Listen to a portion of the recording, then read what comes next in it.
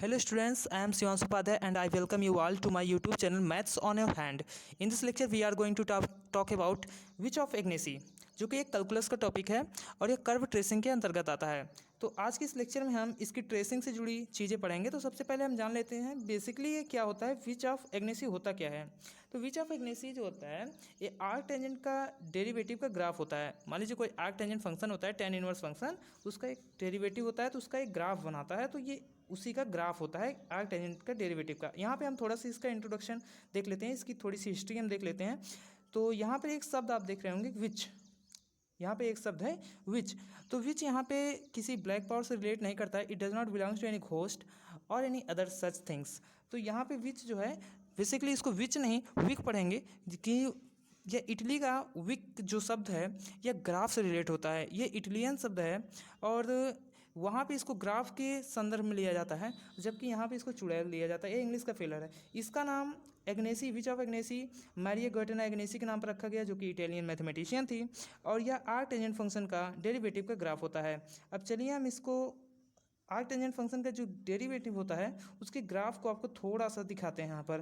तो यहाँ पे हमने इसको non touchable point of calculus घोषित किया है, क्योंकि यह किसी भी किताब में बहुत ही कम मिलता है कैलकुलस के।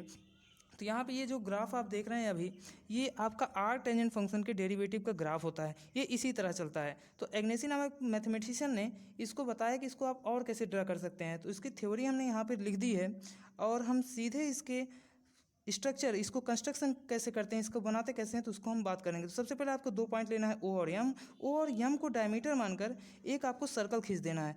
जब सर्कल आप खींच देंगे तो उसके बाद यम से एक टेंजेंट लाइन खींचेंगे, उसके बाद ओ से एक सेकेंड लाइन खींचेंगे। इसके बाद जहाँ दोनों कटिंग वहाँ से एक परपेंडिकुलर यक्स एक्सिस पर डाल देंगे। उसके बाद जहाँ वृत्त को सेकेंड काटती है वहाँ से एक परपेंडिकुलर पहले वाले परपेंडिकुलर पर डालेंगे। फिर उसके बाद उस पॉइंट पी से, जो कि हमारे दोनों का कटान बिंदु है, वहाँ से हम ग्राफ खींचेंगे। वही हमारा विच कहलाएगा, वही हमारा आर्क टेंजेंट फंक्शन का डेरिवेटिव होता है। ये एग्नेसी का मेथड था और इसी को हम विच ऑफ एग्नेसी कहते हैं। तो ये जब जैसे जैसे आप पी को बढ़ाते जाएंगे वैसे वैसे इसका ग्राफ बढ़ता जाएगा। अगर आपको नहीं समझ में आता आप आगे देखेंगे तो आपको समझ में आ जाएगा। ये देखिए यहाँ पर हमने जैसे जैसे पी को बढ़ाया है वैसे वैसे ग्राफ भी हमारा चेंज हो रहा है। तो इससे आप समझ सकते हैं कि यह जो जैसे जैसे आप पी को बढ़ाएंगे वैसे वैसे विच जो है बढ़ता चला जाएगा। और ये एक आर्क टेंजेंट फंक्शन के डेरिवेटिव का ग्राफ को निरूपित करता है। जैसे आप यक्स और वाई मानकर आर्क टेंजेंट फंक्शन के डेरिवेटिव निकालेंगे, उसी के बाद ये आपको सेम टू सेम एग्नेसी के मेथड से भी ग्राफ आएगा।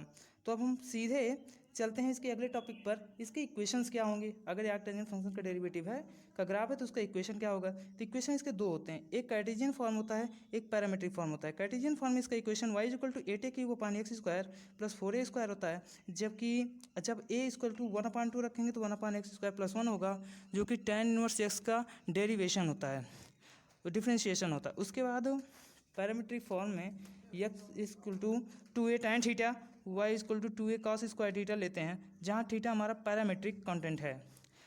तो थीटा को जैसे जैसे आप बढ़ाएंगे वैसे वैसे आपका p बढ़ेगा, जैसे कि हमने वीडियो में दिखाया था। उसके बाद हम इसके, अगर आप मैरिया गर्टेना एग्नेसी के बारे में जानना चाहते हैं तो आप विकिपीडिया सर्च करते हैं, हमने यहाँ पे थोड़ी सी उनके बारे में दे रखा है।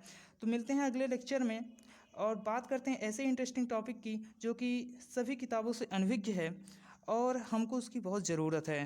तो ये दूसरा मेथड जो था टेंजेंट का, वो बहुत ही कमाल का मेथड था। इसको एग्नेसी ने बनाया था 1742 ईस्वी में। Thank you.